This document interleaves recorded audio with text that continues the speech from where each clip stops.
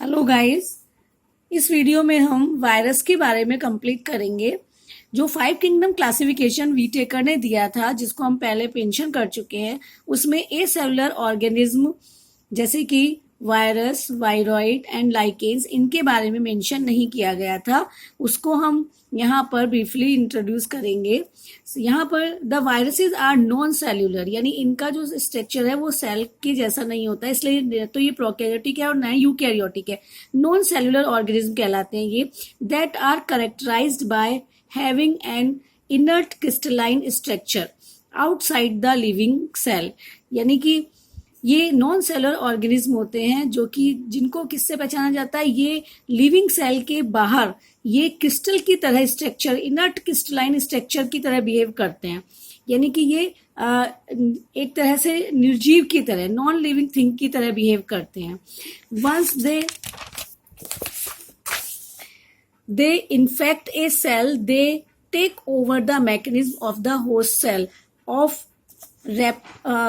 host cell to replication themselves, killing the host। यानी जैसे ही ये किसी सेल को इन्फेक्ट करते हैं तो ये उस सेल की जो मशीनरी है उसको टेक ओवर कर लेते हैं, यानी उस पर अपना कंट्रोल कर लेते हैं और होस्ट सेल में अपने आप को रेप्लिकेट करते हैं। रेप्लिकेट का मतलब है कि ये मल्टीप्लिकेशन करते हैं, रिप्रोडक्शन करते हैं, नंबर इंक्रीज कर लेते हैं। इस तरह से ये होस्ट पर पूरी तरह से कंट्रोल करके होस्ट को किल कर देते हैं, होस्ट सेल को किल कर देते हैं।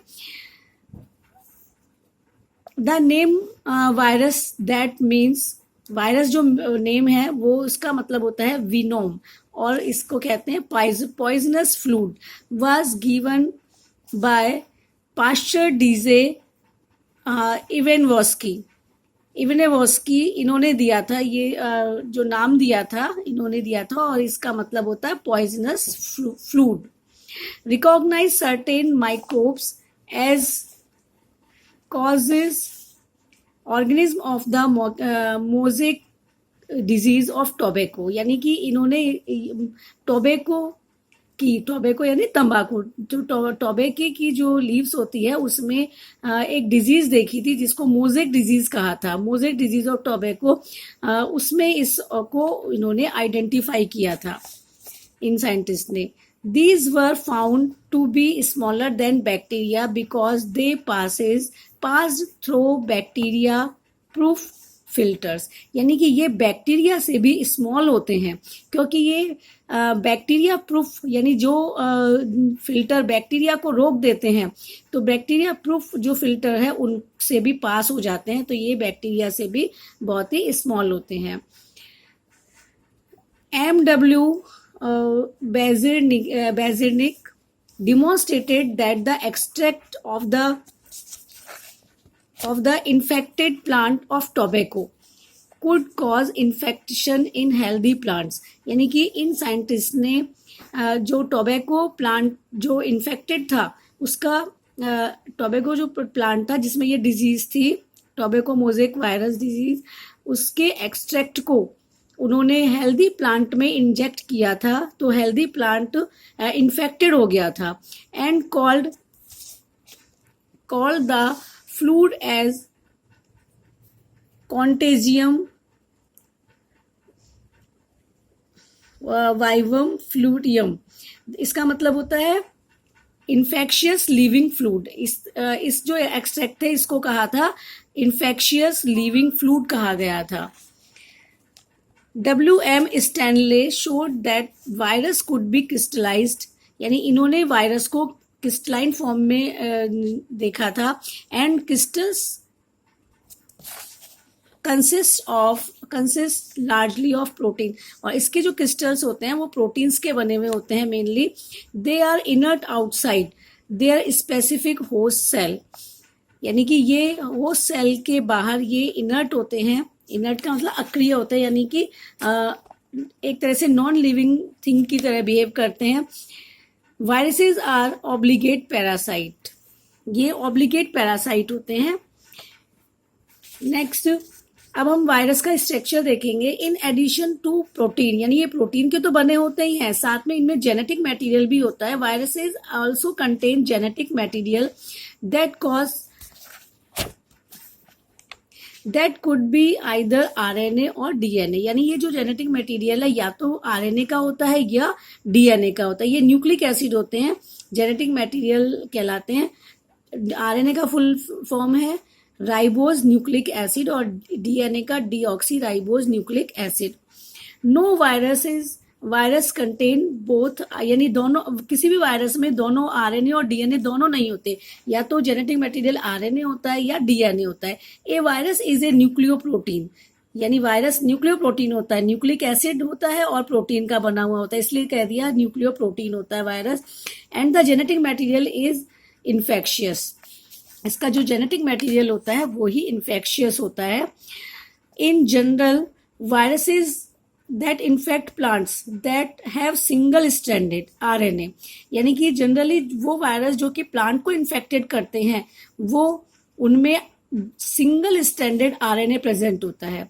And viruses that infect animals have either single और डबल स्ट्रैंडेड आरएनए, यानी कि जो वायरस एनिमल्स को इन्फेक्ट करता है उनमें सिंगल या डबल स्ट्रैंडेड आरएनए होता है या डबल स्ट्रैंडेड डीएनए प्रेजेंट होता है। बैक्टीरियल वायरसेस और बैक्टीरियोफेज वायरस वो वायरस होते हैं जो कि बैक्टीरिया को इन्फेक्ट करते हैं। Viruses that infect the bacteria को किल करते हैं उन्हें बैक्टीरियोफेज वायरस कहते हैं। Are usually double stranded DNA virus, यानी बैक्टीरियोफेज वायरस में डबल स्ट्रैंडेड डीएनए प्रेजेंट होता है।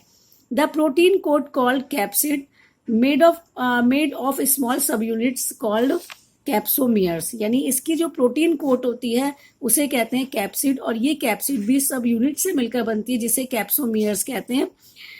कैप्सोमियर्स ये प्रोटेक्ट्स द न्यूक्लिक एसिड, जो कि एक प्रोटीन की तरह बिहेव करती है, जो कि न्यूक्लिक एसिड यानी आरएनए या डीएनए को प्रोटेक्ट करती है। These capsomeres are arranged in helical और पॉलीहेड्रल जिनोमिक फॉर्म्स, ये कैप्सोमियर्स पॉलीहेड्रल या हेलिकल जिनोमिक फॉर्म्स में अरेंज होते हैं। Viruses causes disease like mumps, ये मैन में होने वाले हैं डिजीज है वायरस के through, mumps, smallpox, herpes, influenza, ads.